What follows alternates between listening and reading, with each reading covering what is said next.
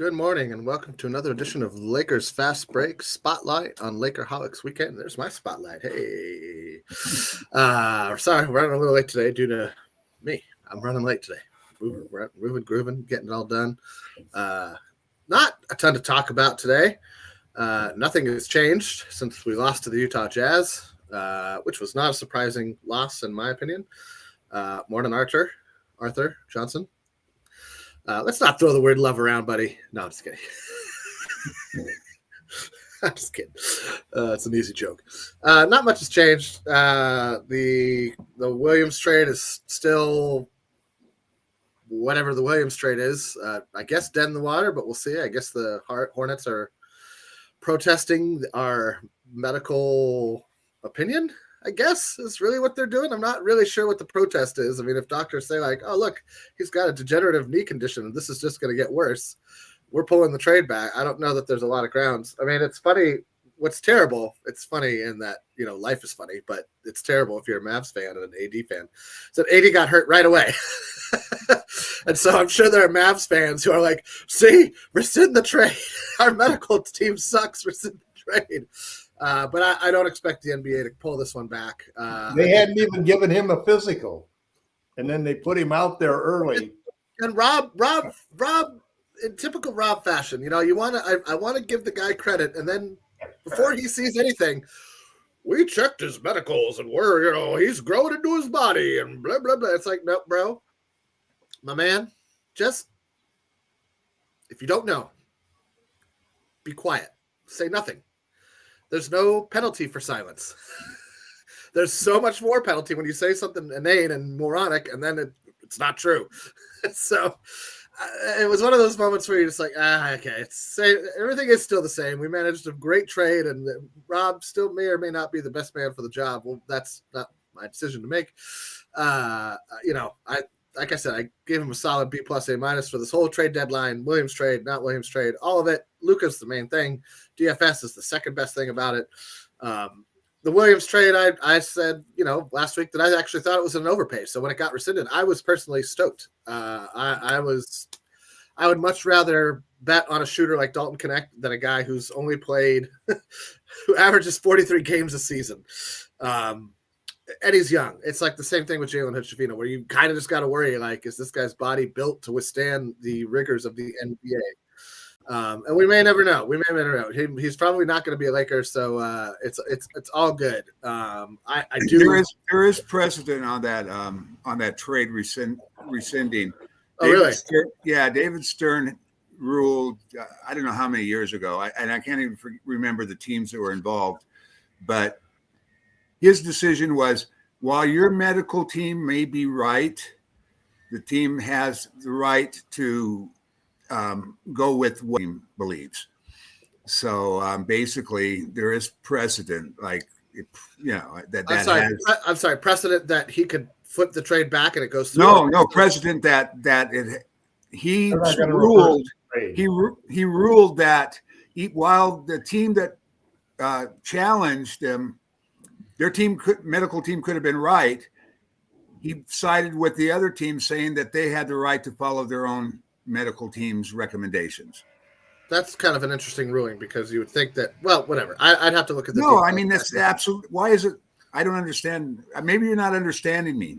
No, I think I am. You're saying that Team A traded for player one. Team A said, "Oh, player one has some issues." They have a right to reject him if they want to. Yeah, they basically they had the right to reject based upon their own medical team. Well, that's where I think that there could be some issues, because let's say now you're talking about what are the difference, or what is each medical team looking at, and that's why I say I would have to look at like the specifics. I mean, if it's like something like, oh, this will eventually get better. I don't know. I just want to know the details. That's not the issue. The issue is that because the trade deadline passed and the trade was made so late, that there's no opportunity for them to adjust the trade. And I also feel like that's something that the commission for sure this is going to cause a new set of rules to come in play going forward, and it's possible that 0.1% chance that they may do it. They may say something as simple as, "Okay, we'll give 24 hours if you can reevaluate the trade and agree upon new terms."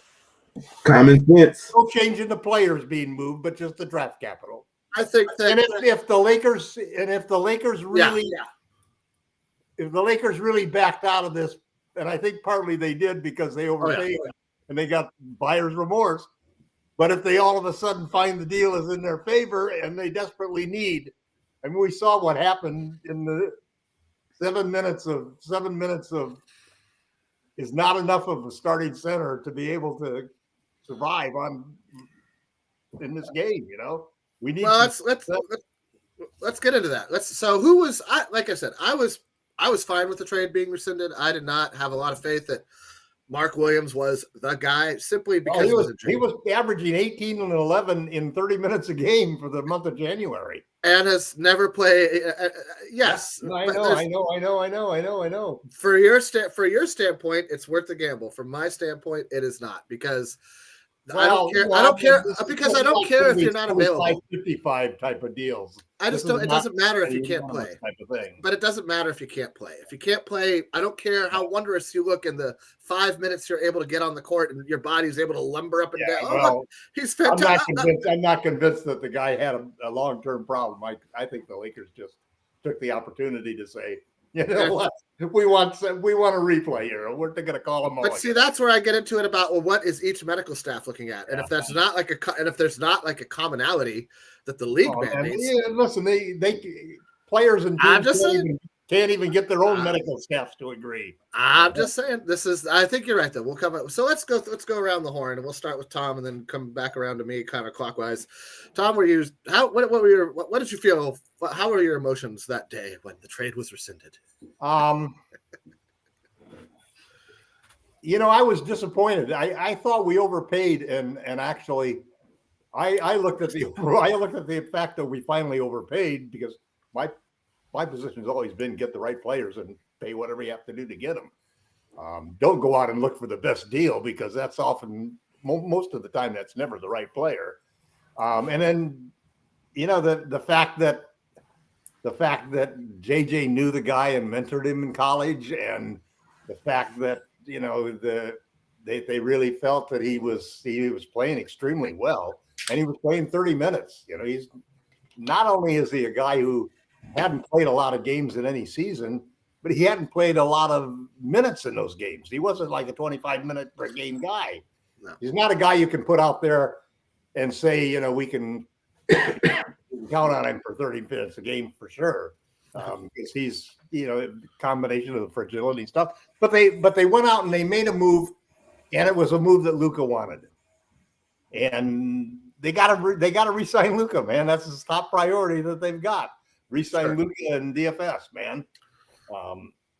That's probably more important than competing this particular year, in a sense. If you look at the big picture of the team, and then they're definitely looking at a bigger picture now. But they also see the opportunity that, man, LeBron maybe could play more than just a couple of years.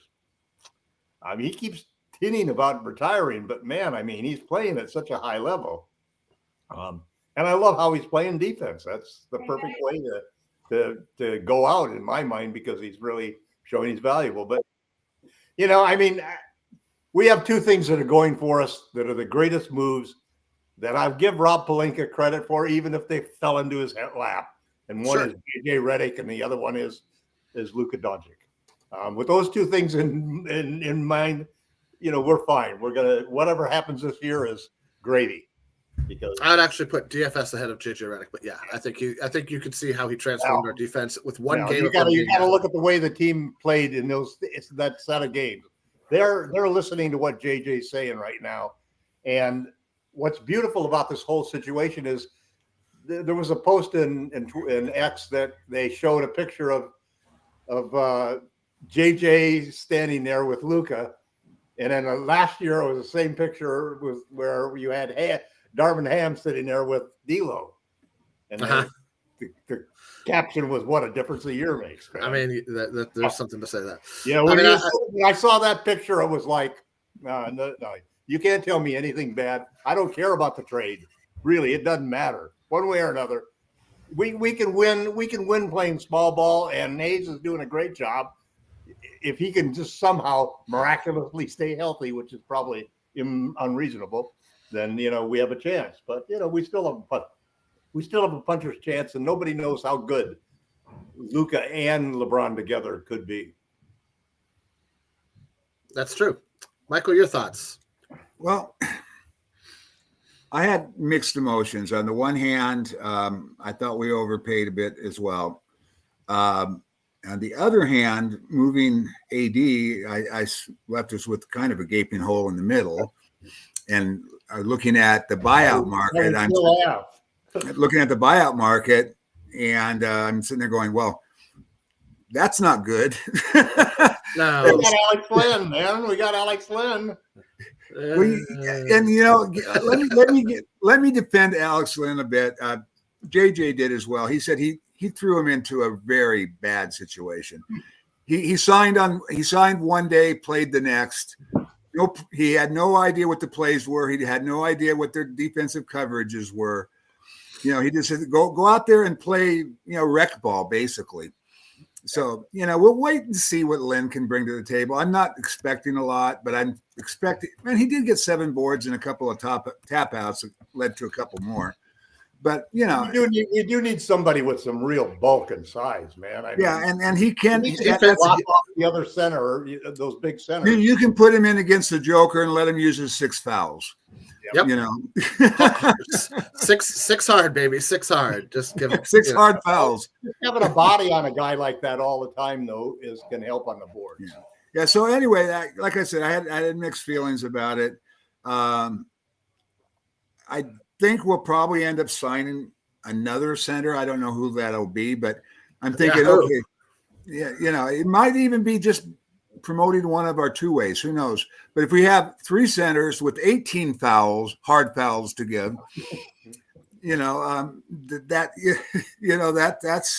that's something better than we have with 12 fouls to give right now. Now we're going to go with Hayes in small ball. There's nobody out there that's going to help us, man. Well, the problem with the small ball. The problem with the small solution. DFS. The problem with the small ball is it looked really good. But teams had not seen that version. We just got Bando back. Yeah. They hadn't seen. They're going to scheme for that, and so while it still will be, I think, effective. I don't think it'll be as the Knicks game effective. But the thing it does, which is really its main purpose, is it hides your players because you no longer you can't hunt guys anymore. That's the whole purpose of this new defense.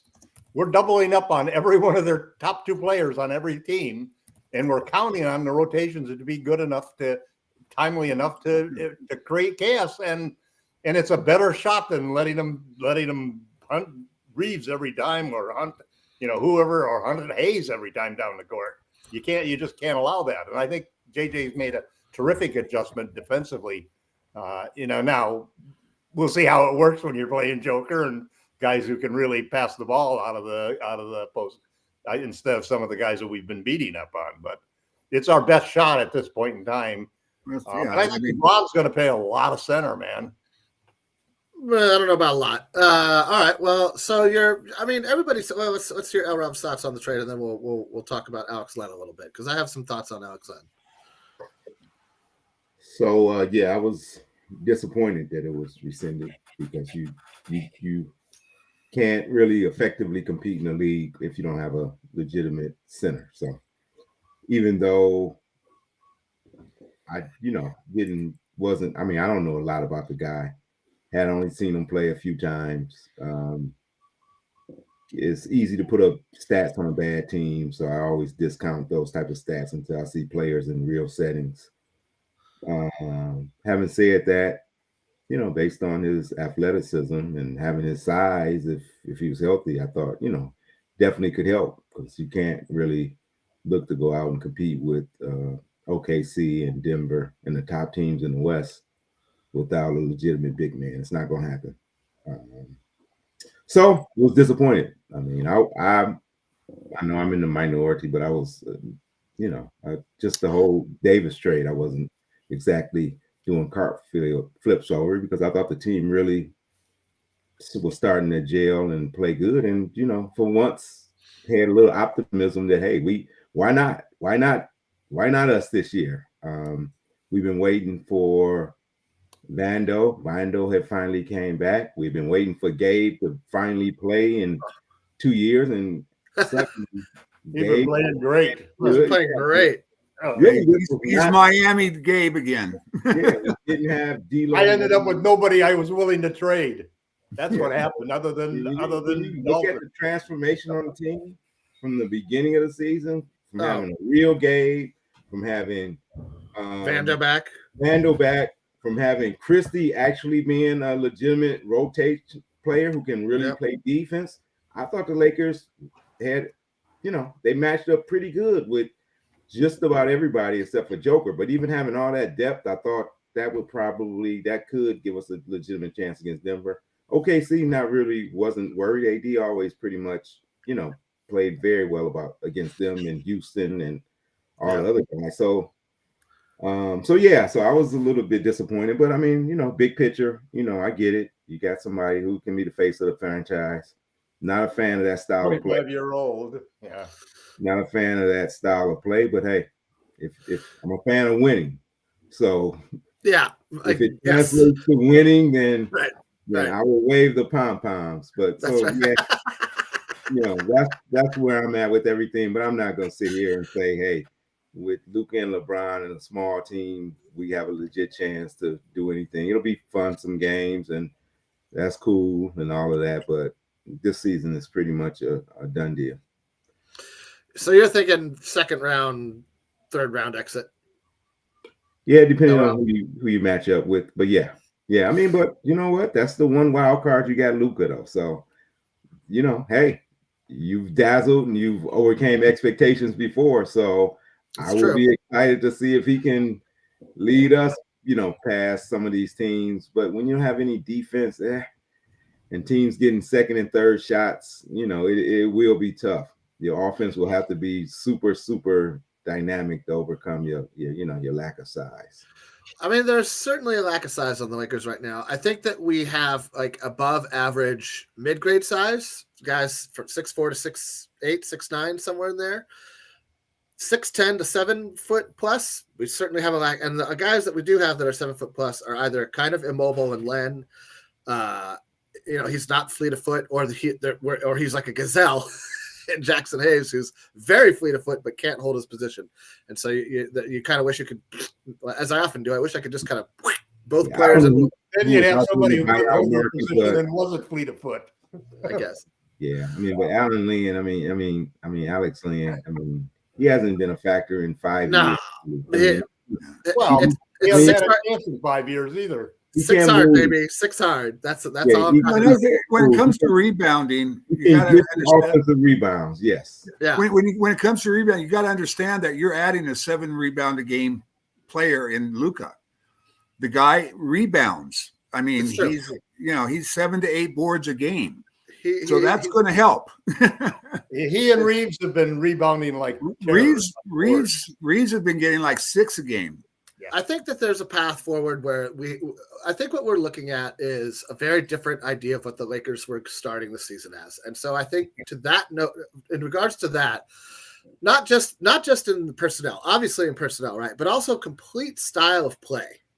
Because we started the season as a year built around the idea of LeBron, D'Lo, and Reeves attacking the basket in the way that they can, generating open 3-point shots for one of those 3, whoever wasn't attacking the basket, and then trying to run the half-court offense through AD. That is obviously totally out the window with no D'Angelo Russell and no Anthony Davis. And Luka doesn't operate in the half-court the way AD does in any way, shape, or form. Luka gets himself a little bit of a downhill runway to the basket, or works his man into the mid-range area, and then either makes a play from there or shoots over his guy because he's able to create space because he is big. Kind of. That's not just tall. He's heavy. Yeah, he weighs a lot.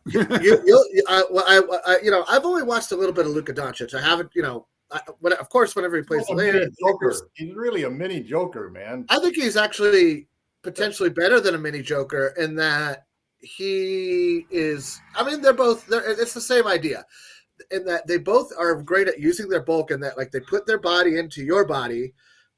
There's a moment where you get frozen. You get frozen when you get bumped by a guy like that. Yeah, right. You are one being. Two people merged as one being, and then the defensive player doesn't know what the offensive player is going to do. Once you have that contact, the offensive player has the clear advantage, especially if you're highly skilled, as Doncic is, because then you can step back, you can do a drop step. There's a million different things you can do. You can stay with the contact and shoot into it and try to draw a foul, which often gets called these days, unfortunately, when the defensive player is literally just standing there. It's one of the things that drives me crazy. In every game I watch, you can do a behind the back pass out to the 3-point line. All sorts of right. Or you could do an ill-advised over the head rocket. I mean, there's a million things, and that's the beauty of a guy like Luka, and that was the beauty of a guy like Magic. And I really see him as a very similar player in style to Magic Johnson. So we'll see if. We'll see if he has the winning pedigree. Well, yeah, but Magic had winning pedigree. I haven't seen that winning pedigree from Luka Doncic yet. I thought it was a surprising run to the NBA Finals last season. That alone gives me hope that he took that team, which really just as Kyrie Irving after. It wasn't a lot of PJ Washington. Lively and Gafford was very good. PJ Washington was very good. PJ Washington, I was going to say, was on. Lively and Gafford weren't great factors in the playoffs, and that's the other thing with the playoffs. Big men are the first guys played off the court in the playoffs, especially backup big men. First guy to sit on the bench for the entirety of a series is generally your backup center. They are the most limited in skill set, traditionally, not always, but traditionally the most limited in skill set, the most one-dimensional, and generally not great at free throws. So in the modern NBA. Yeah, but they may find a life playing against the Lakers, I mean. Maybe. You put a guy that's 7'3" or 7'4" out there, 300 pounds, and my God, how are we going to cover that guy? There's only like 2 of those guys in the league. Yeah, this is my thing. But there's 2 or 3 of them on a couple of teams like that are in our way. So. No, I'm not disagreeing with that. I'm just saying that it often doesn't make sense to me to spend a lot to prepare for a very small amount of scenarios, and so I would rather have. And this is just me. Everybody's, and I think that we have a general consensus in that. I think I'm probably the only one that's outright fine with the trade being rescinded. I think everybody else kind of hoped it would work out with Mark Williams. Yeah. It would have been better for us if it worked out. I think if all things being Mark was healthy and he was I was going to say if all the ifs came positive, if every card hit on the river and you got that royal flush when you started with with a Queen of Hearts. Yes, of course, it would have been great. How often you hit on every card on the river, come up with the royal flush? Almost never. So, again, if the league had let us rework the trade, where maybe the first round draft pick gets kicked out, that's a different story. Yeah, that's a completely different. That's a different trade. So that's a different story. So or even protections on that first round pick. Even protection, right? Even then, I'd be like, it's got to be like top 10. I'm not saying no top 5. Like this guy never plays. Like but also too, you're betting that the most consistent are going to have the Lakers are going to have a worse record than the Hornets. Come on, I don't care how many years you want to bet that on there. But that's not giving away anything. But isn't that the point of protections? In the event that you do. Then yes, you still get. I'm not worried about it. I trade. There's certain teams that I'll trade picks totally unprotected if I get something of real value back for that. They're the teams that you want to trade with. You don't want to trade with a team that could end up with having a worse draft pick than you do. I mean you got to count on your team winning. You can't count on your team losing just because it's a post LeBron. I don't think that's counting on your team losing. I think that's guarding in case of emergency. If somebody blows an Achilles, careful. I would count that as being foolish. Sure. All right. Well, that's why Tom and I often disagree, because I would rather have a guy that plays than overpay for a guy that doesn't, and he seems to feel the opposite. Anyway, Dalton can improve. Yeah, so could Williams. One of the things I was intrigued about by Williams, he hasn't really shown himself to be a shooter, but he shoots 79% from the free throw line. Generally bodes well to having some kind of workable jump shot. that comes around at some point. You can Brook Lopez yourself later in your career. You know? There's a potential for Brook Lopez. Yes, I think more likely you would get like Marc Gasol. Point being, you have somebody who can maybe hit a three from the 3-point line if he's out there for whatever reason. At any rate, people are still debating the trade. Trade's done. I think that, you know, to see who the Lakers. I mean, the Lakers will have to solve that problem this summer because do another year without a lot of resources to do it with either. And so, you know, but now we got a pick and a swap right back. That's what I was gonna say. We got to pick a swap and Dalton Connect. Yeah. So Dalton, don't go buying any. Well, Dalton, you better. Don't go shopping. Don't sign a long-term lease at your place. Right. See if you can get a month-to-month deal, maybe. I mean, Dalton played really well at the Rising Stars game. He did. Ran him on the first play of the game. No, listen, he's got a lot of legit potential. I think he tops out at like a Rick Fox kind of. It was good to see him have a great effort out there. And he had that slump, but he shot himself out of that. He's been shooting fairly well. Starting to shoot himself out of it. All right, so we've kind of touched on Alex Len. Let's just talk about Alex Len for a second. He was supposed to go to the Pelicans, I believe. And then the Pacers. And then he saw the best job available that he could walk his way into. And he got 2,500 people that text him and said, "Wait, don't sign with the Pacers." Wait, hold up, bro. An opportunity, man. All right, this season he has played in all 37 games that he's been available in. Started 3. Played a total of 258 minutes, shooting 53% from 2. He's 1 out of 6 from the 3-point line, so certainly not a 3-point threat. He's got 64 rebounds total this year. Not a ton. I'm sorry, 71 total rebounds this year. Not a ton, but again, limited minutes. For his career, he averages, just over 5 rebounds a game. His high year was 6.1. Back in 2019, 2020, when he was a Sacramento King. I mean, we're not, he's never averaged since his rookie year, he hasn't really ever averaged a block. He's gotten close. There's a few, actually, I guess that's not true. He averages under a block a game, but he's just below. Not a lot of turnovers, not a lot of assists, not a lot of steals. You're basically getting a big body. Probably not a lot of minutes either. No, not a lot of minutes. 15. He's going to play the Dwight Howard, Javite McHoward role. He'll probably play less minutes for us because I think we're going to play small ball entirely. But I don't know that we're going to play small ball entirely. I don't think that works. Not unless he shows something. If he doesn't show anything more than he's got. Well, I don't see Hayes as a small ball, man. I don't see Hayes as a small ball center. Yeah, no, Hayes is not a small ball center either. I don't. But Hayes plays more like a small ball center because he's one of those guys that as soon as they throw the ball into the other center, we're going to double, because we can't leave Hayes there. Yeah, but he can't shoot from the outside, so that's why I don't. I mean, he's not a bad free throw shooter. He's not a bad free throw shooter. He's a but you don't. I guess in my mind, when I hear small ball, I start to think 5 out. Like there's nobody really in the paint, and Hayes is always he has to be in the paint. No, see, what we're doing is we're playing small ball on defense so that we can rotate fast enough. So that we can double, because we have to double because we got too many weak defenders. We can't allow our guys to get on it. So we have to. That's the trapping and doubling schemes have really come into play since the calendar year turned over. I'd say when we stopped switching everything and we kind of switched up our schemes a lot. We've just becoming more aggressive. The problem with the switch everything but 1 to 4, switch 1 to 4 was that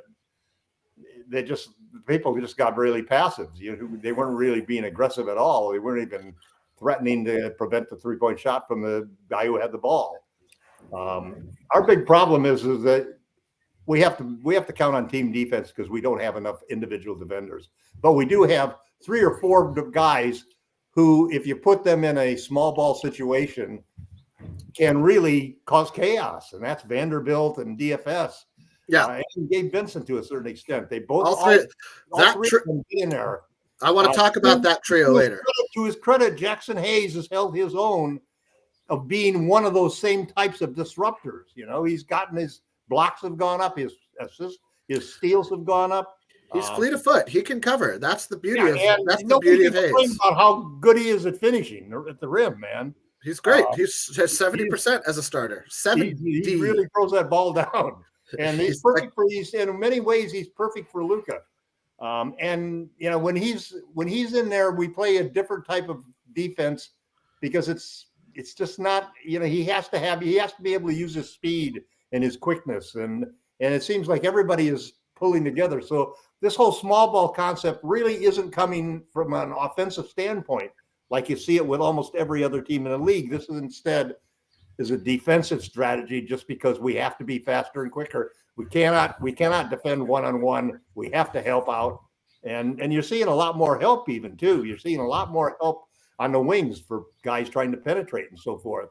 No, that's the number one thing that's changed. James is playing defense all of a sudden. The last 10 games, James has been playing elite defense. You watch him, and except for the last game. Yeah, I was gonna say, except in the game before the All-Star break, but he's 40. He's looking ahead a little bit to a nice vacation. Well, you can't fault a man for looking ahead for a nice vacation. After the Luka trade, his bounce in his step has been irrepressible, man. I mean, really irrepressible. The guy is just like sky high. Well, and like everybody worried about how it was going to affect Austin Reeves. I think Austin Reeves is actually going to be one of the bigger beneficiaries of this, because all three of those guys aren't possessive of the basketball. They need the ball in their hands to be effective, but it's not like a guy who sits, sometimes you'll see there's different types of usage, right? And there's different types of ball dominance. Sometimes somebody wants the ball from the out of bounds line on the opposite end of the court, dribble it all the way across the half court line, set up a play, and then run a play for themselves or somebody else. And they want to be in control of the entire action.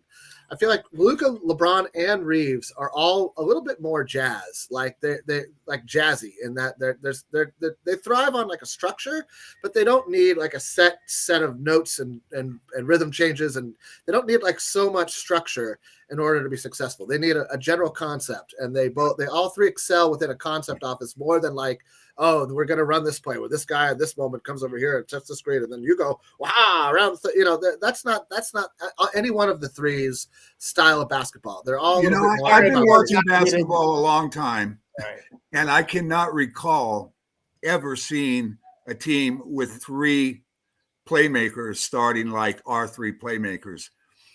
That's never happened. How are those three playmakers? There's the big question that we really should all think about, because I think that's the question that everybody has to worry Lakers about. with Pau Gasol is the only thing that comes to mind when Lamar would play. How do you have these three guys and there's only one basketball, and you have an older LeBron who maybe is going to focus a little more on defense now and not offense. Yeah, none of them excel. You got a younger Reeves who's really showing his playmaking chops. And I'm reading a lot of criticism that Reeves has got to be the guy who's got to give up possessions, give up touches, and so forth. I don't think that'll happen. Well, my feeling, forget this, aside from this year, my feeling is that Reeves' position is to be this team's Manu Ginobili. I don't think that he is a starter, especially next to. Oh, come on, man. Well, no, wait a minute, Michael. Come on. I'm talking for strategically. You want to pair Luka with a defensive elite guard. You want a Drew Holiday or somebody like that with him strategically, and then you want to take the ball handling duties, because LeBron's not going to be here a long time. Right now, we want to stagger Luka and LeBron to have ball handlers on the court, but what we've got Luka and we've got Reeves, and at some point, you probably want to stagger the two of them because of their ball handling and scoring capabilities. You can do that within rotations. It's not a criticism of saying that Reeves can't be a starter on a championship team, but it's a lot tougher when he's playing against a guy who has a weak defender. I think, so there's something to that. I think what we're seeing, though, is that sometimes you see a coach not adapt quickly. And I will give – there's things I have problems with JJ Redick. Still have problems with JJ Redick. I don't think he's some sort of godsend to coaching. I think what I like about him is that he learns quick. Doesn't take him a whole season of like, let's see if this works. And he's pretty adaptable, and that's an important it's an important ability to have as a coach. The other thing that I like about JJ Redick is he inherently understands how to stagger talent. He has not played Luka, LeBron, and Reeves a ton of minutes together. You'll see that they are now staggered pretty effectively throughout the game. Still small sample size. We'll see how it works against some of the more elite teams. Haven't had a lot of. There's a few moments that he's had all three of them off the court, though. Those are moments where I'm like, "What are you doing, bro? You gotta have one of them has to be on the court at all times." But in general, like you'll see that LeBron sits first. Then Luka comes out and LeBron comes right back in. He's a big fan of giving. What do LeBron... you think about as a coach when you go before a game? I mean, I never understood Ham. You have like 2 point guards and 2 superstars. It's pretty obvious. Let's have a point guard and a superstar in the court all the time.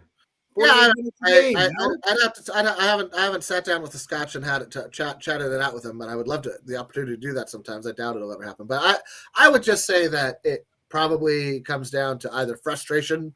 People get annoyed, people get whatever. Like you're not on top of you're not on your A game all the time. Whatever the case may be, I feel like that's one of the things that we'll see is that, again, and it also kind of doesn't matter who starts. It would be nice to have a better playmaker off the bench, I guess. But as long as you're staggering those 3 guys, you can have a playmaker on the court at all times. So that doesn't really. You could have 2 of the 3 of them on the court at all times. And you could go, right, and you'll probably close most games with all 3 on the floor. That would be the ideal thing, to have 2 of the 3 of them on the court all times. That's totally possible. I think it's pretty possible. I think depending on fouls and it's mostly. You have to limit how much the 3 of them are on the court together in order to make that work. There's a weird debate. There's a weird debate. I'm not going to give the time of day other than to say, like, I don't know anybody who in their right mind would compare Max Christie to Luka Doncic and say, oh yeah, Max Christie's better. Whatever it is you managed to acquire through the FD regulated, availability of recreational substances you can ingest into your body, please send some of that to Jamie Sweet. Los Angeles. Max was better than the other 2 guys that we got along with. Max is better than our new Max. He's better than Max Kleber. Yeah, Max Christie better than Max Kleber. Max Kleber is another one. Like once that contract is gone, that dude's gone.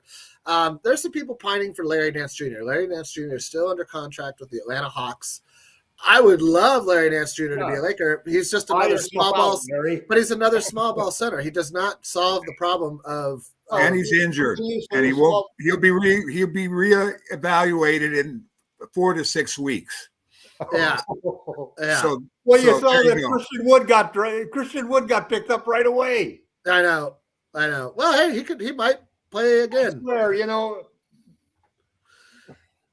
You got to hire Lawrence Frank from the Clippers, man. I tell you, he keeps making other than the Paul George and Kawhi Leonard moves. The Clippers have been just a terrifically run organization as far as acquiring talent. At any rate, amazing. They've been all right. It hasn't translated to wins or playoff wins. Well, that's because their 2 biggest talents were a total flops. Then it means he's not doing a great job. All right. He's great. He's kind of moment detail. They were able. The Clippers were able to do what they did. The Clippers were able to. I'm crazy. I look at all the details, not just the ones that I like, and I don't ignore the ones. The Clippers were able to do what they did because Paul George walked for nothing. Yeah, that's why they were able to do what they did. And everybody gave them grief for that. And I was like, actually, this is not the way. It's funny how it's funny to me how people are like, oh, they got nothing for him. I'm like, no, they actually got freedom. Yeah. They got the financial. At least they aren't the 76ers. That's a team in peril, I will say, because all those guys are under contract for a very long time, for like 2-3 years. That's a team in peril. If you talk about having a problem with Embiid, and then you go out and you sign George for I don't know how much money that was. 4 years. I mean, you got to do that though. You got to do that. Listen, if you're a Christian Wood fan, tune into the Clipper broadcast now. He's a Clipper. I don't know if he's playing, but he is now a Los Angeles Clipper. So all Christian Wood fans, you can hike it on down to Inglewood. I probably would have cut somebody else other than Christian, but say Levine. He's. I mean, Cam is in flux. He may be traded. He may not be. I don't think you can trade Cam at this point.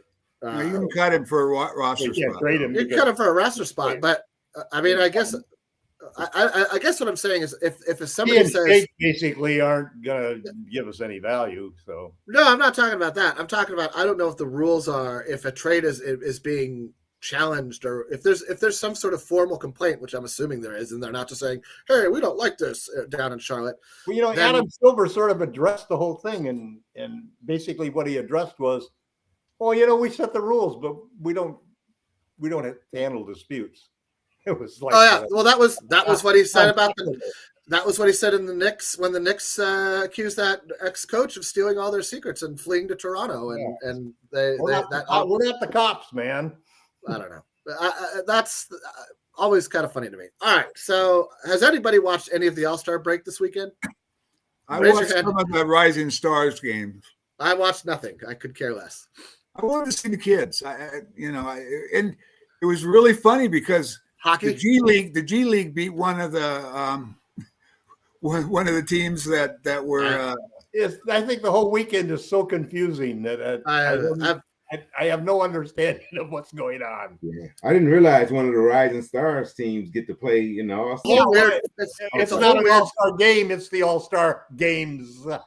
No, it's like a weird version of the Olympics, or I don't know what the heck. This is a one-off, or this is not going to happen again next year. You can. I don't know already. There was going to be a WNBA, NBA 3-point shootout. That be a tradition, There's going to be all these things, and I was just like, I don't know, man. Can we just have like the dunk contest, the 3-point contest? Since Kobe's actually probably when my interest in the game waned. I mean, he was one of the guys that kind of kept it competitive a little bit. 100%. And once Kobe left, it was like, guys, it's a joke. We don't have to be competitive at all. It's an absolute joke now. It's really sad.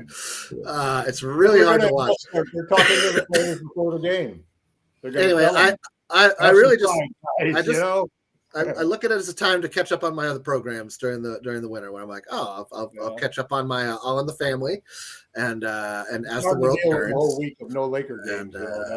That's fine. They what they could do? They could do like a one-on-one tournament. Guys, I actually loved the old one-on-one tournament. I thought that was great. I think they should repeat that. I mean, you look at what happened with football. The Pro Bowl is now a flag football game. Oh, I know. I mean, how can the professional football do that? I mean, that does not even seem right. Why are we even pretending anymore? Let's just set everybody up in a big auditorium. We'll let the players all play like at Madden 24 or NBA 24 live or whatever. Tournament, just $20 million to the winner. That's we'll prorate the fees down. It's just not going to happen. It's never going to happen like that. Like, I think that's, and I don't even want to watch that. That's what they could have instead of a mid-season tournament. Whatever. With teams, a one-on-one tournament that we took off a week. Just scrap it and take it away from because it had, what I don't like about the All-Star game at this point is that I guess All-Star game doesn't, I don't like it how some things factor into how much money you can make as a player. At you're only in this many. I understand. If you don't have the East versus the West, it becomes so stupid. Yes. What kind of All-Star game is that? Come on. It's not. What are we working? We're working for. It's a dog and pony show. White players against black players, or Europeans against Americans, or what is it next? It's just manufactured BS. Crazy. It should be the East versus the West. How can you do it any other way? It's not going. I'm with Elrod. When Elrod said after Kobe's last game, I kind of checked out. I was like, yeah, I think that's about when I checked out too. Because like you said, they're just like, hey, buddy, let's just play basketball, and it's not going to be competitive. They're not even being inventive when they go and dunk the ball. At least it's entertain us. If it's going to just be pure entertainment and not a competitive sport. Yeah. Then at least put some effort into the entertainment. Well, it's going to be there forever because there's too much money in the game. They get paid too much. They're worried about getting hurt. No, I'm not talking about the players. I'm talking about the league. They make big bucks from the broadcast. So And I don't know why nobody's watching. All right, let's move on.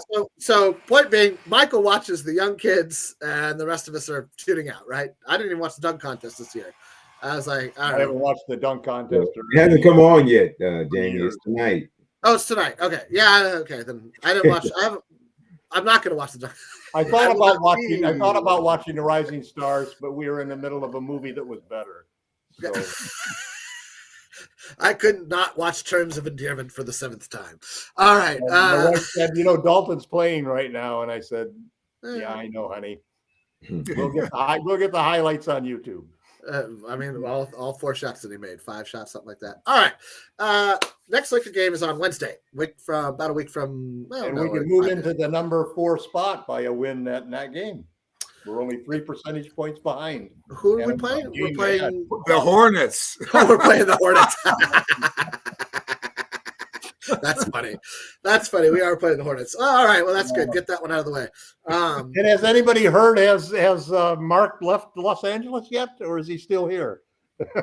Mark Williams? Yes. I don't know. I don't know where he's at. He was still in Los Angeles. I don't know. I didn't know that. All I know is that you knew that there was something up with the trade when JJ Redick, the day that they're like, "Oh, are you excited about Mark Williams?" He kept saying, "Well, that trade's still pending," and I was kind of like, "That's an odd thing for a coach. That's an odd thing for a coach to say." So I don't know that he ever got to LA. No, he came to LA for his physical. I see. Right. Yeah. All right. Well, I'm excited for the second part of the season. We have a heavier than normal second part of the season because of the makeup games. 50 games. 50 games. No, there's fewer than 50 games left. Yeah. There's fewer. No. There's what? Hold on a sec. Now I got 30 games left. There's 30-some games left. Yeah, there's only 30-some games left. I want to say 32, but I'm going to double check because we played 52. We've played 52 games, which means we have 30 games left. Yeah, 30 left. So what are we going to do in 30 games? I don't know. I don't even know who we're playing on what nights that are back-to-backs and weird travel days. Doesn't matter. It's the 6th part of the schedule. I'm going to say we're going to go in the league. I'm going to say we're going to go 17. Have the 5th, 4th, and 3rd hardest schedules. I'm saying we're going to go 18 and 12. Okay, that's a good estimate. That'd get us to 50 wins, wouldn't it? Yeah, just at 50 wins, which was, I think we were just under 50 wins last year. Good for no, we were that was good. That'd be good for 6th according to last year. That might be a little bit better this year because there's a little bit more parity. There's a little more parity. The West is beating each other up. Yeah, they really are. They really are. It's really hard for the separation because everybody keeps beating everybody else, and I think March 11th YYC. I think we're one game in the loss column out of 3rd place, and we're 2 games in the loss column out of 2nd place, and we're 1 game ahead in the loss column for 4th place, but we're actually 5th by 3 percentage points. So if we could just make up 2 games, we have a real shot at getting the 2nd seed. Okay, so there's only 2 makeup games. Probably would want to have the 2nd seed. Oh yeah, maybe we'd. No, you want to have the highest seeding as possible so that you have as much home court as possible. I kind of don't care about how the brackets shake out. I want home court advantage more than a matchup. So just so in case everybody's wondering, we've already done 1 makeup game. The first makeup game was February 10th against the Jazz. That has been. Isn't this our 2nd makeup game? Second makeup game. No, we got a makeup game against the Spurs. That Jazz wasn't a makeup game. Oh, okay. No, but the Lakers on the Hornets game on Wednesday is a makeup game. And we have a Spurs makeup game yet. And that's on March 17th, I believe. Let me double check that. Yeah, March 17th in LA. So March. We 17th. got an extra game from the play-in tournament that we also had to insert in there. We do. No, we didn't. We didn't play in the play-in tournament. Those all the play-in tournament games, unless you play in the final, are part of the regular schedule. Yeah. The final is the only game that is not on the regular season schedule. They just kind of double it. They don't add a game except for that one. Last year we played an extra game, and it was terrible for us because we were terrible after we won the cup. It was evidently like the season's over, right? Boy, it was. Yeah, I don't know what happened. Natalia, I think that Denver is not just tough for us. Everybody has a hard time with Denver. I'll put her question up on the thing, and I'll put this to everybody. Listen, everybody at least I can only speak for myself, but I want to say everybody measures the hopes for the Lakers through their ability to defeat the Denver Nuggets right now. No, except Tom, evidently. If you can't beat Denver, then I don't see that you have a clear path to the NBA Finals. And if you can't beat Denver, it's likely that you can't beat Boston. I think Denver is better situated to beat Boston than any team in the league because I don't think Porzingis would have a shot at dismaying Jokic. I think Jokic would eat Porzingis alive. I think that Gordon would stifle one of Tatum or Brown. And then I think I'm fine with letting Jason. I would try to shut down Brown if I was Mike Malone, and I'm fine with letting Jason Tatum win a playoff series against my team. I don't think he has it in him. I actually think Jaylen Brown is the better player on both ends of the floor. I think that Tatum can get hotter. He can if he gets his game going, he can be a better scorer. But I think the path to the NBA title is through two teams, the Denver Nuggets in the West right now and the Boston Celtics in the East. And I think we'd have a tough time with either one of those teams. I think both of those are 6-7 game series at best. And depending on how Murray and Jokic are shooting, it almost doesn't matter. Elrob, what do you think about the Lakers matching up against some of the better teams in the West? Well, I think OKC is a problem. They defend. Now they added Harkenstein and they got that's bad. Yeah, now that he's healthy too. So I mean that's it's two big guys that can throw against. We haven't seen them with their full roster yet.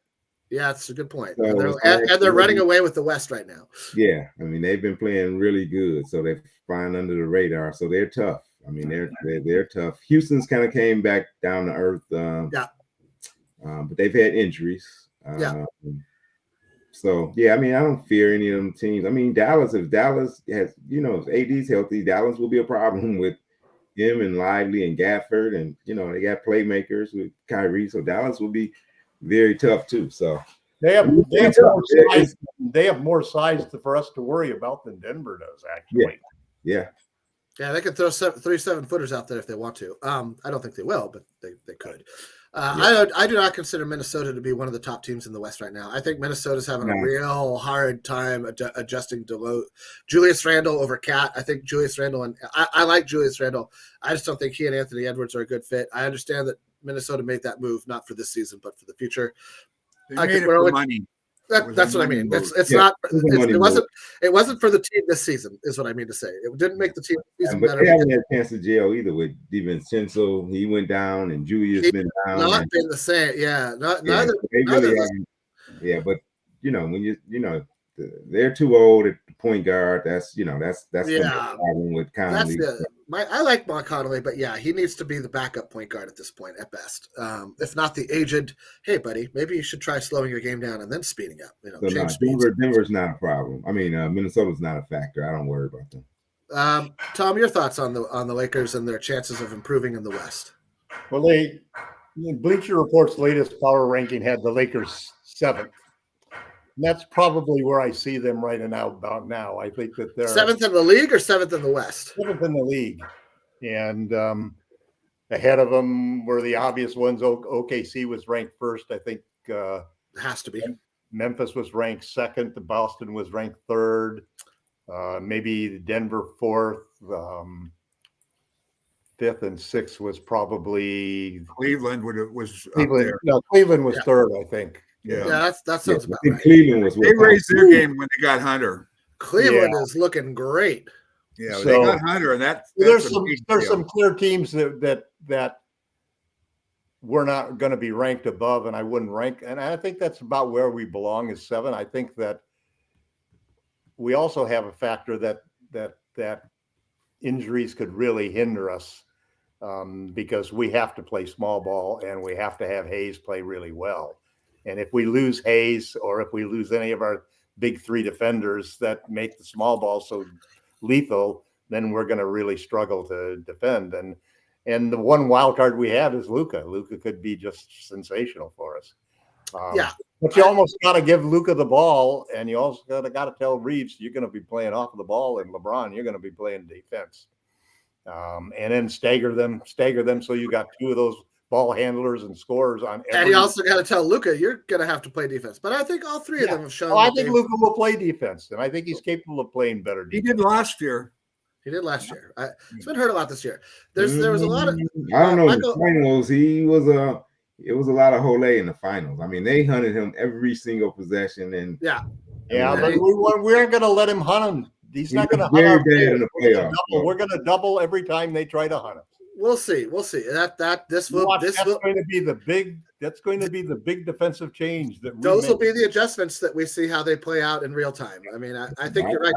I think that finals is why he was available. I'm not going to disagree with that. We have the size, especially if LeBron is not going to disagree with like that. a wing. We have the defensive size and quickness and length to really be a terrific defensive team playing a lot of small ball. I think potentially we do. I think we have to. I think I think our sample size is very small, especially with Luka as being one of the primary factors in that equation. Because you can't. It's hard for me to see a Luka, LeBron, Reeves, and Rui getting it done on defense, no matter who else you put out there. So one of those. I think then you come to the balancing point that you have a choice. You can play a lot of the three of them together. You can play a lot of always having two of them together. And I think that we're better off to not have the three of them play a whole lot of minutes, maybe at the start of the game, the start of the second half. I think that's the only time you may see that lineup of those three offensive players together. Because I think you're going to close the first half and you're going to close the second half. And you're going to play a hell of a lot of the middle with three wings in the middle so that you can really rotate and threaten and cut down those passing lane. Joey Lynch, I'm going to disagree with this a little bit. This is just one of the comments on the coach. We also have 0 rebounding. I think that's ignoring that LeBron averages 7 rebounds a game. Luka averages 7 to 8 rebounds a game. Hayes is averaging 6 to 7 rebounds a game. Finney-Smith, Vando's been a fantastic rebounder since he's come back, especially on the offensive glass. Rui's close to 6 a game. Rui's close to 6 a game. That we might not have a dominant rebounder. We've been rebounding people in the last 10 games. But rebounding is often a by committee. It can be by committee as much as – I mean, it's great if you have a guy like Dennis Rodman who's an elite rebounder who understands positioning, the spin, how the spin of the ball affects where it's going to carry him and bounce. Like, yes, those are fantastic things to have. But if you don't have a guy like that, then you got to have the team buy into team rebounding. And I think that we've done that. I think we've seen that. Now, again, regular season and playoffs are two completely different beasts. I'm really kind of confining my critique to the regular season right now because that's where we're at. We're in the regular season. I haven't seen it yet. Yeah, I haven't seen it. I just haven't seen enough to really understand. So, yeah, thanks. Alex Len, I think, is probably, any guy who's 7 foot. If you don't size your way into roughly 5 rebounds a game, what are you doing? You either better be shooting 40% from 3, like Karl Anthony Towns, or maybe you should consider moving your giant body closer to the rim where you could grab some of those rebounds. Just by going like 7 last game. That's what I'm saying. This is just a general note for any 7-footer out there. You 5 is the goal no matter what. I don't care how many minutes you play. 5. Get 5 or you're not worth your 7-foot size. All right. Last sort of thing I want to bring up. It's funny to me how much criticism I think that owners of teams are sort of I don't even think they steer the ship. They're the ones who plan the voyage, right? They may not even be on the ship when it sets sail on its adventure, but they keep tabs on it. There's a captain, there's a navigator, there's a lot of people who are supposed to do their jobs to get the boat from point A to point B. It's funny to me that so much of the credit for the Luka trade goes to Rob Pelinka, but so much of the negativity towards the Lakers gets sort of directed towards Genie in a lot of ways. Genie and Rob maybe equally, but no real credit to Genie Bus for saying, yeah, let's do this. Let's keep it under wraps. Let's not blow this. Let's make this happen. So I think it's just kind of funny to me, and I know that there is certainly a double standard in America when it comes to how people see men and women in their roles. I try not to see that, although it's impossible not to. I just wanted to get your guys' quick thoughts on where do you think Genie is still leading the Lakers in the right direction? We'll start with you, Michael, and we'll work counterclockwise back up to, Rob. Yeah. My biggest problem, I think, with Jeannie is that she just doesn't understand basketball. She looks at what her father did, thinking that you can replicate that. You can't replicate that in today's game. Things have changed too much. I would be much more comfortable with one of the boys. One of the young bus guys. Both of those guys know basketball. And I wonder how much input they have. Maybe they have much more than we know they do. But my biggest problem with her is she relies too heavily on others to just, she kind of like, well, what is her? The planning committee for the Lakers, whether there's like 32 people on that or something like that. She has to. I got an invite last week, but I was like, I'm pretty busy. I can't. Like, just I mean, you got to narrow down. You got to narrow down the voices. She has too many voices and I think that she's really insecure about her knowledge of the game. So that's my biggest critique with her. Now I'm going to give her props for saying, yeah, let's go for it, because I mean, everybody loved AD, I still love AD. Yeah, so do I. I mean, and it must have been a really hard thing for her to say, yeah, go ahead and do it. She gets incredibly close. Give her credit. She becomes incredibly close with her players. She has a lot of love for her players. So, it must have been a hard thing for her to do. So I'm going to give her credit for that. But I think the amount of voices that are involved in the decisions, I think that has to be narrowed down. That's my take. All right. Tom? Good take, Michael. Asking Jeannie about that deal, it reminds me of the scene in the movie Heaven Can Wait. If you've ever seen that, where the owner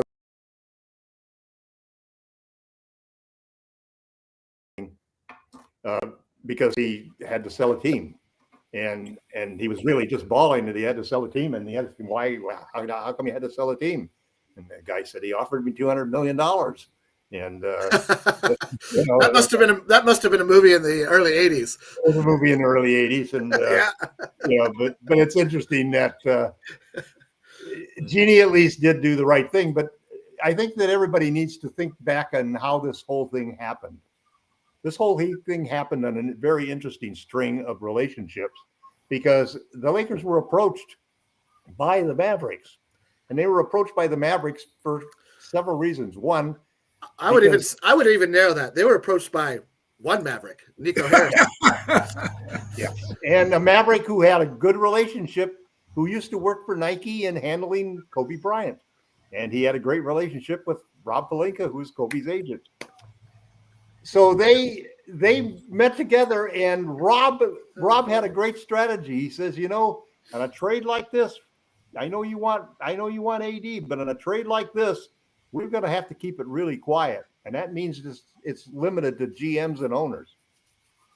Nobody else but the GMs and owners can know about this trade, because otherwise it'll fall apart.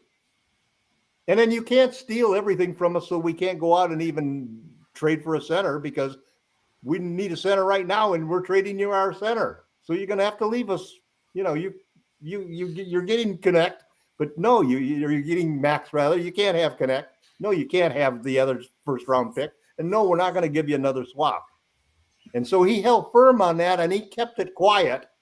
And that was the way that great deals are often made in the NBA, because of relationships. Now, why did he want to trade with us? One reason: Anthony Davis. He'd already gone out and tried to trade for Giannis, and they told him no. And he tried to trade for Ant-Man, and they told him no. Yeah. So who was third on his list? It was Anthony Davis. How come we got Anthony Davis? Rob Pelinka traded 3 players and 3 draft picks for him. I mean, let's not give Rob too much credit for the deal. Well, wait a minute. Rob Pelinka asked for over a year. Rob Pelinka has turned Lonzo Ball, Josh Hart, and Brandon Ingram, and 3 picks into Luka Doncic. So Who are give those 3 picks? flowers, for Christ's sakes. Yeah, I'd have to look at You know who I'd those have 3 to. picks are too, Tom.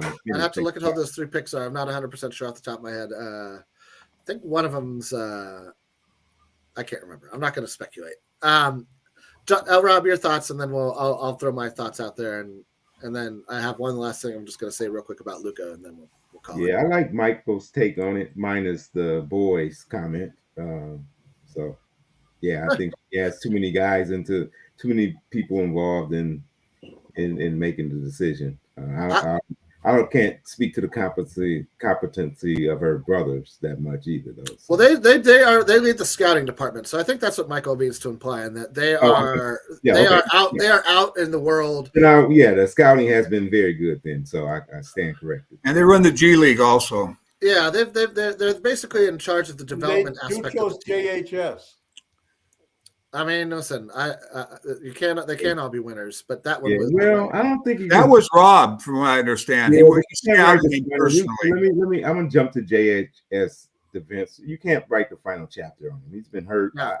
I'm not gonna write him off as a good NBA player. We'll see. Nah, he might have. They just wrote him off as a good NBA player. No, we'll see. They had and there wasn't a great role for him on this team. He, granted, he can't stay healthy. That's my only knock. That's 20 years old. Yeah, he's been here. He was hurt almost the entire time he was here. I don't know. Maybe it's just I have this funny thing. If a guy can't play, I'm like, well, what good are you? Like, I don't care what you might be able to do. Yeah, I can only judge you on what you. That's true. That's true. That's why I'm not all in on the Mark Williams trade. That's why I'm not all. That's why I've been very hard on JHS. That's why I will forever say, people who are like Brandon Roy could have been great. Yeah, but he wasn't. I'm happy, and that's not Brandon Roy's fault necessarily. It's his, it's the makeup of his body and the way. But I'm not trying to take anything away from guys like Brandon Roy or like Greg Oden or all the, whole cavalcade of players who like come in with high hopes. And their bodies just aren't built for the rigors of the NBA. Not everybody can do the NBA. That's just the universe. There's that's right, and that's not for me. They're balling and they're doing fine. That's so don't worry about it. But I will not overpay for. Oh boy, gee golly, I hope. Like I'm not ever gonna pull. You're not gonna. I will err on the side of this guy can't play. Yeah, the good thing is the Lakers probably wouldn't have traded for him right now. We can't. There's no scapegoat. There's no blaming Jeannie. There's no blaming. Rob, there's no blame. I mean, there is, right? There is, but let us play and let's see how we do. And I agree. Every day, to still not have a center, to still not have a starting center is pretty effing sad, man. I mean, especially if you consider that. Give Robin flowers, but buddy, you got to give up something to get something. Time you can't have it both ways. I mean, you can't love. I heard all that BS about you can't buy a house if it's not for sale. Yeah. That's how you end up living in a bad apartment. Strike that from the record. You still can't blame them. Then I guess the honeymoon is over. We tried for Duran before we tried for Williams. The honeymoon period with Laker Thomas, I think, on average about 5 minutes. Five minutes, maybe 10. I didn't even have a trade to make at the end of the year. I was Dalton. I honestly don't believe you when you say that. I truly don't believe that. I didn't want to trade Gabe, man. I thought he was too valuable to trade. I didn't want to trade Ron Bando. He's too valuable to trade. I'm damn sure wasn't going to trade DFS. You sound like me. You sound like me, Tom. Who are you? Who is this guy? I haven't played well enough. What was his center solution? What was your center solution, Tom? My center solution was that we made a trade, and I actually the offer that they gave, what they traded for Mark Williams was exactly what I had recommended and projected that they offer for Walker Kessler. And I'm sure they did. I'm sure they did. Utah was not going to trade. I hope the hell they did. I'm sure Danny Ainge like this. Ha ha. That's why we traded. Danny got I thought they did the right thing. They made an immediate move for a center. They did. But Rob would have been smarter had he made the move earlier, so then he could have adjusted after the trade.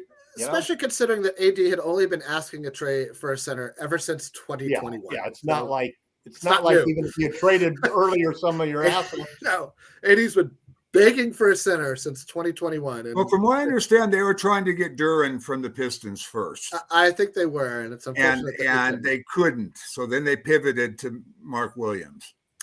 All right. It's a little after 12. I got to get going with my day. I want to say one thing. There's been a lot of negative comments in the chat, I'll say, about Luka's conditioning.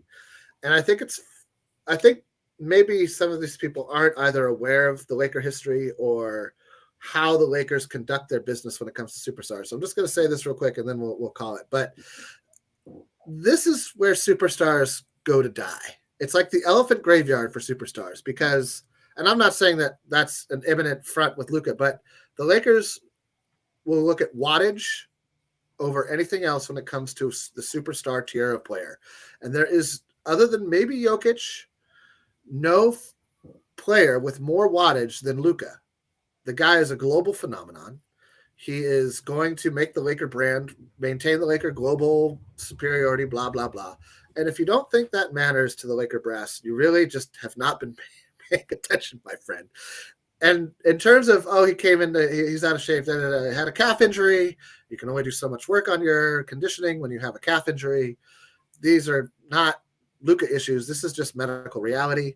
The Lakers are legendary for letting such players as Shaquille O'Neal, LeBron James, Kareem Abdul-Jabbar play their way into shape. Although Cap, let's be honest, Cap took care of his body probably better than all those guys combined. But they let guys play their way into shape. They do not do what the Mavericks just did, which is like, well, he didn't come into the season in perfect shape after he took us to they understand, I think, to a degree that these men are not robots. These are human beings.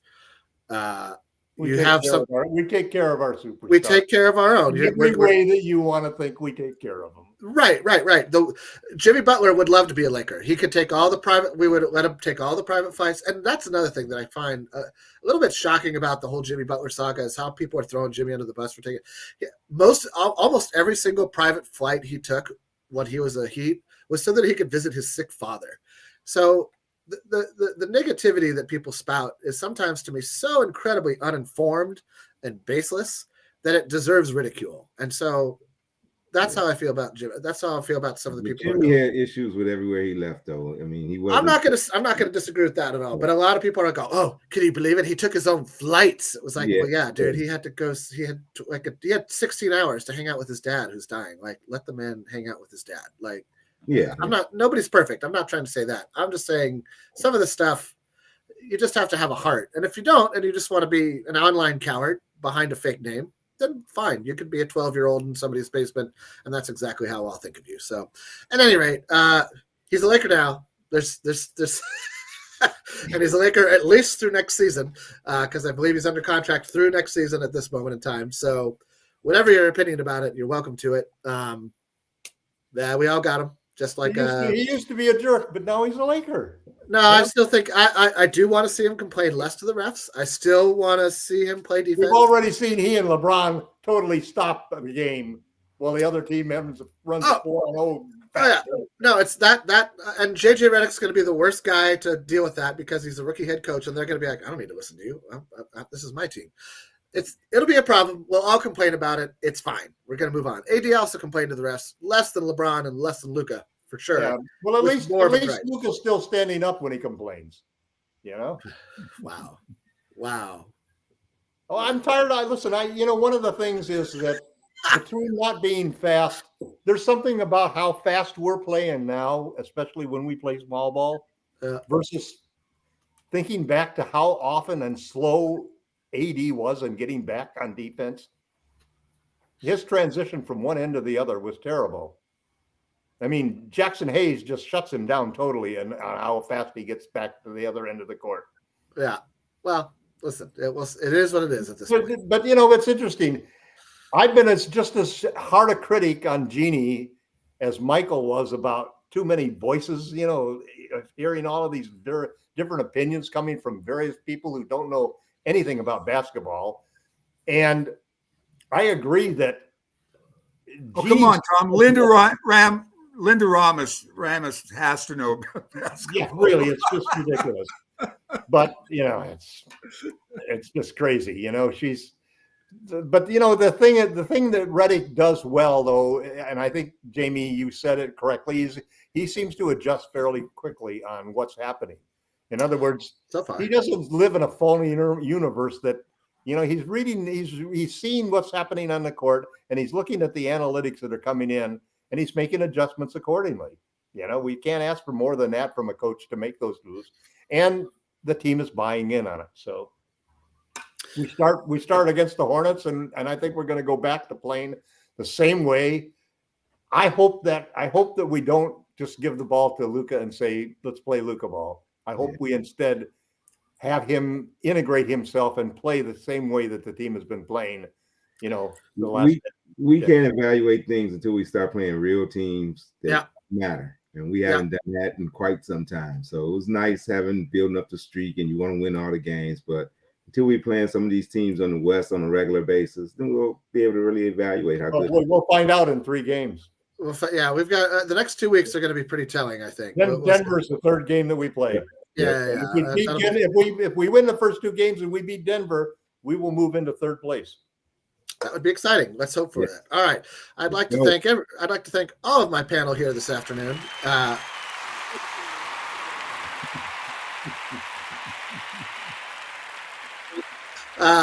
Just using the old effects. And the Laker chat, thank you everybody.